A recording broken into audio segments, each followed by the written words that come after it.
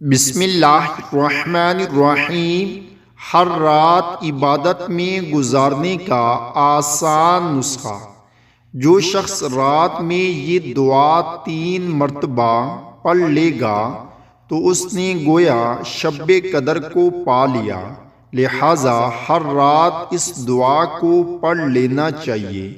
دعا یہ ہے: لا الہ الا اللہ الحلیم الکریم، سبحان اللہ رب السماوات السبع ورب العرش العظیم۔